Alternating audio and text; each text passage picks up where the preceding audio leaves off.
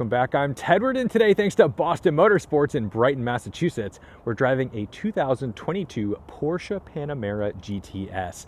Oddly enough, this is one of my favorite cars. Not some low-slung, flashy sports car, but the Panamera GTS. And I fell in love with the earlier versions of the GTS because it came with a naturally aspirated V8 and sounded raucous. And even though this is now a 4-liter twin-turbo V8, making 473 horsepower, 453 pound-feet of torque, it still sounds raucous and maintains this really delicious sweet spot between the base Panamera and the heavy hitter lightning fast turbo in Turbo S.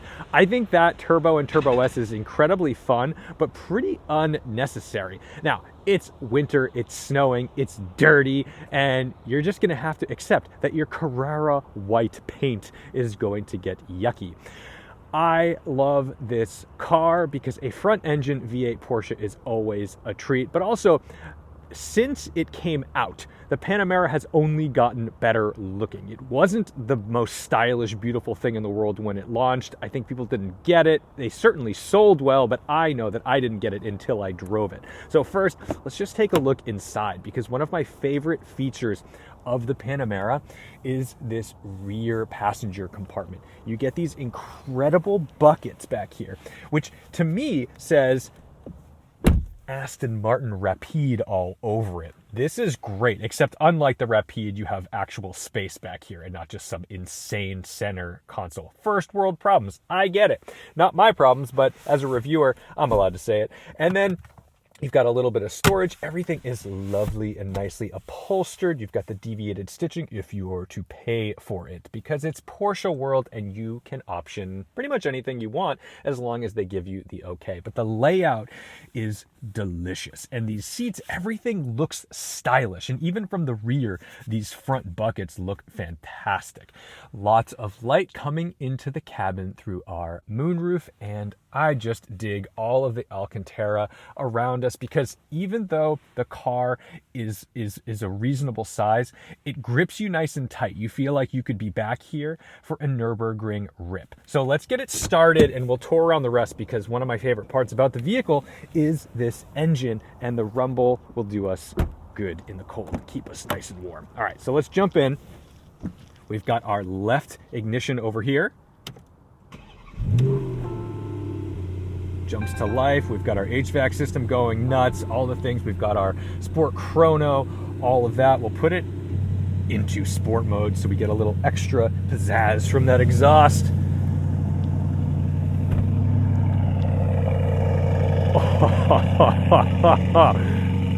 Would you listen to that? Absolute monster. And it's a hatchback, if you so choose to call it that. It's more of a liftback, but like my Honda Civic Type R, you do have sort of a hatch situation. No rear wiper. Plenty of room back here. You can, of course, fold those seats forward, which I would imagine is very helpful for making this a really utilitarian thing, even though it's a complete monster. The Panamera has this wild rear deck that opens up, so that way you do have a wing. And then let's take a look under the hood.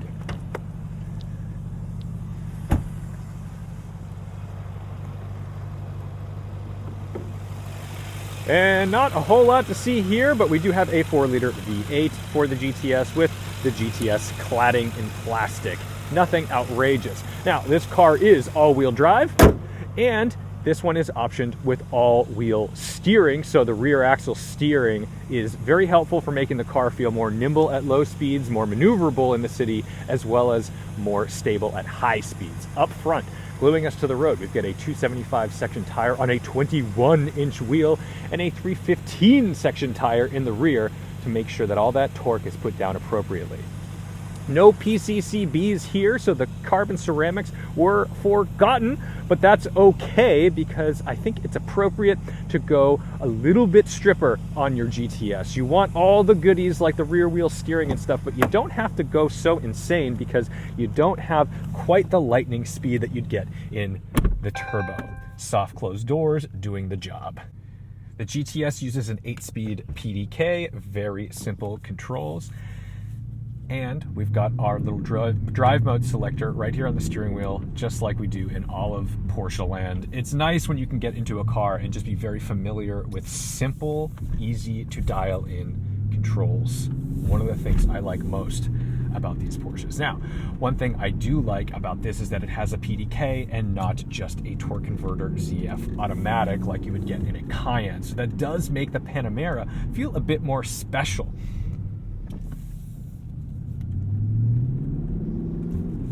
We've gone so crazy toward land of SUVs that I really appreciate that something like this still exists in the luxury market and sells well. People appreciate the Panamera, they respect the Panamera, and it's not so flashy despite the fact that its performance numbers are just out of control. Now, the thing about the GTS is that performance-wise, there are obviously superior numbers coming from the same manufacturer in the turbo. And I think if you're spending $150,000 or $160,000 on this car after options, it might it gets tempting. You're like, well, why would I buy the slower one? And maybe that's the case, but I still have to say, I think this is the sweet spot. And I don't mean that in a way where you're like making big compromises. It's still insanely quick.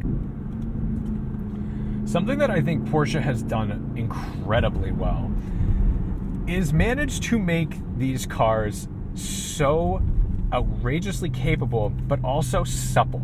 They're approachable. BMW, for example, in their M cars, has made the M brand so outrageously stiff that I find them to be kind of miserable, harsh, and a little crashy on back roads, on real usable roads. And that may be great for lap times, but it doesn't always translate into a reasonable daily driver that you could use. Whereas Porsche has made these cars fitting for a normal person who doesn't want to be beat up constantly by the trauma of their underfunded roads.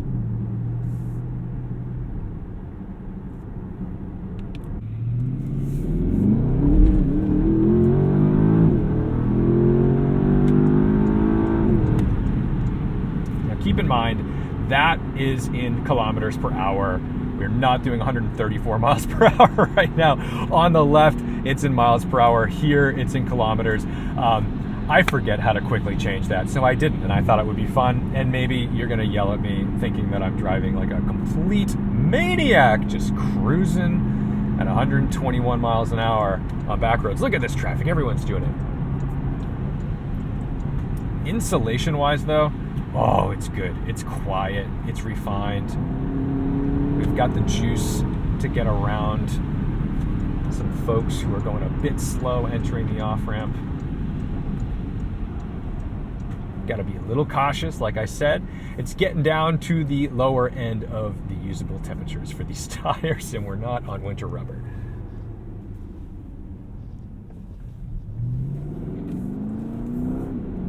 And we don't have the carbon ceramics, the PCCBs, but these steel brakes are holding up just fine. And I think they're kind of luxurious. There's not like, I'm not getting sent through the windshield when I lean into the pedal. You don't want that.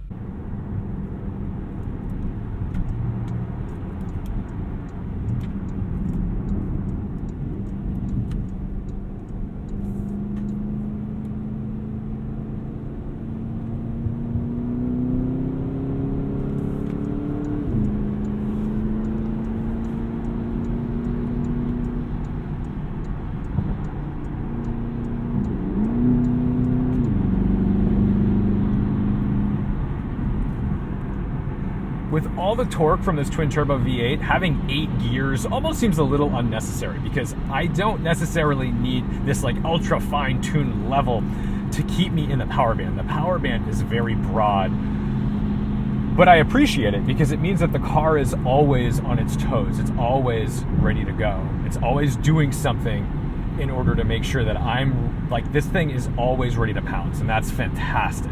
From an installation standpoint, it's pretty quiet. This is a great place to be. It's not quite an S-Class, but it doesn't need to be because it needs to be a little sportier. I want to get a little more from the environment in my Panamera GTS than I do from an S-Class anyway.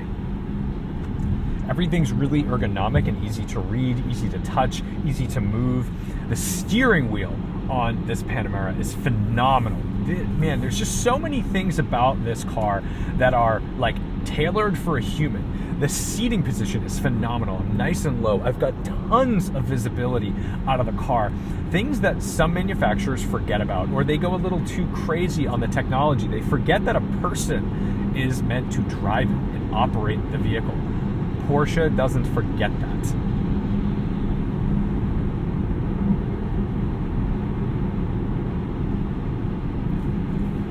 While I do feel like I'm sat in a cockpit, the dashboard is nice and low, giving me more visibility around the road. I don't have these up to my eyebrows blocking my view. I've got big wing mirrors that I can see clearly what's around me.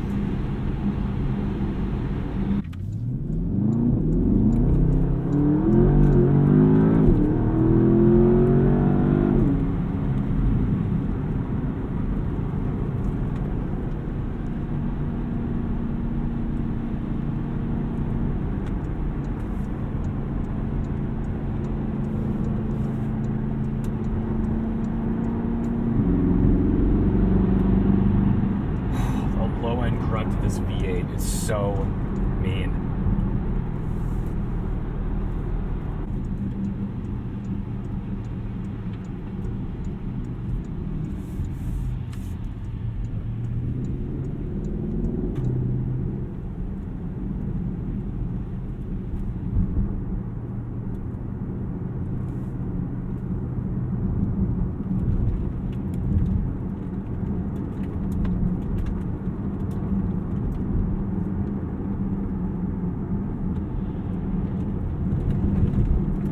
It's pretty beautiful out here today, and we're in a beautiful Carrera white Panamera GTS. Hopefully not blending in too much because we would like to be seen. Porsche really gets it right sometimes, most of the time. One thing that I do love especially is the analog tachometer. We still have a needle. We still have that sort of like connection to the vehicle, to the heart. What I don't know is necessarily if this is a Taycan competitor, because on paper they kind of go hand in hand. They look very similar, and the Taycan has problems all its own, but I do think that Porsche's character has mostly lied within its powertrain and weight distribution. 911 flat six, but they've made great V8s, and I think this car really falls into an emotional category where I would never look at someone driving a GTS and think, well, you couldn't afford the turbo. I think, ooh, that person has an emotional connection to driving and they want to use more of their vehicle more of the time. The turbo is so ridiculously fast that it gets pretty addicting. It's fun on the highway, and if you live in Germany or Italy or somewhere where you're able to express yourself with unrestricted highways, then by all means, that car might make a lot of sense for you getting from A to B. We're very slippery here, so you're going to be really cautious. When it comes to this, though, I don't live in a place where I can just be out and about at 150, 160 miles an hour without serious repercussions from the law. And in this vehicle, we still have plenty of power. I know, maybe in 2023, 473 horsepower doesn't even sound like a lot, which is bonkers, but it is a lot, and it is Porsche horsepower, which means that it's real. It's not manufactured. If you dynoed this thing, it would probably come awfully close in wheel horsepower to the claimed power by Porsche. We're gonna go nice and gentle on the brakes here so we don't engage ABS.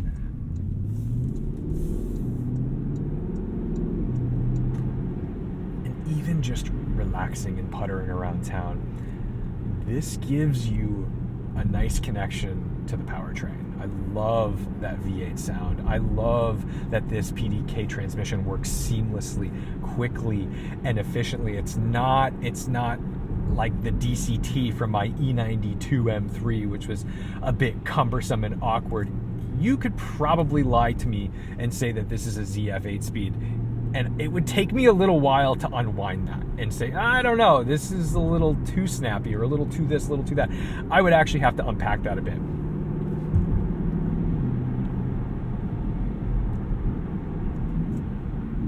And it's so fast, the way these paddles respond.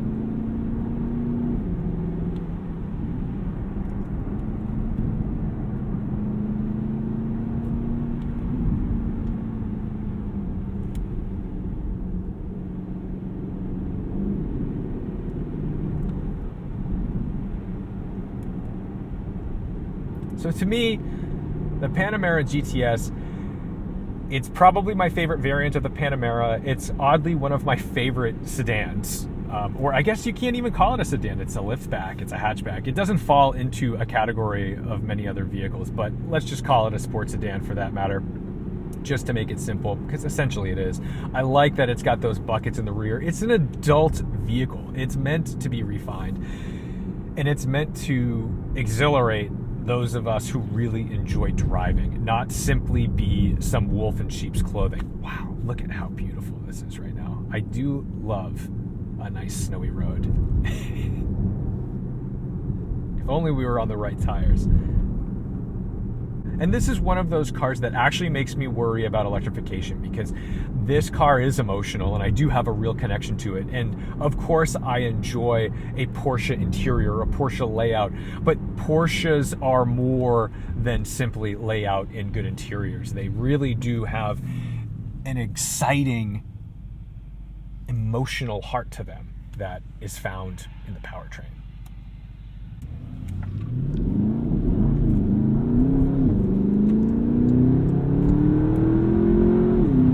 And I genuinely hope that's not lost in the future. I hope that everyone's able to find their place. Brands like Rolls-Royce and Bentley fit the electrification future really well. Electrification only makes their cars quieter, smoother, and more refined. Whereas with Porsche, Ferrari, McLaren, there is a bit of worry for me in what they're going to be, how they're going to differentiate themselves, because we're all going to be kind of on a reasonably level playing field when it comes to performance.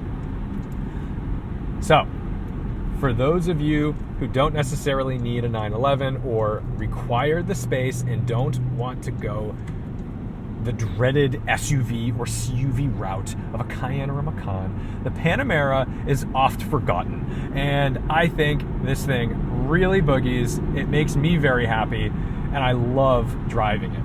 So, thank you guys so much for watching, liking, commenting, and subscribing. Don't forget to respect the drive. Thanks to Boston Motorsports in Brighton, Massachusetts for the opportunity to drive one of my favorite Germans. And we're gonna go take it home behind this M2, which, man, doesn't the butt of that M2 look great? I gotta say, I'm gonna miss that. The new BMW style is just not doing it for me. All right, well, I need to stop complaining about BMW from a Porsche. That's it. Signing off. Don't forget to respect the drive, and I'll see you in the next one.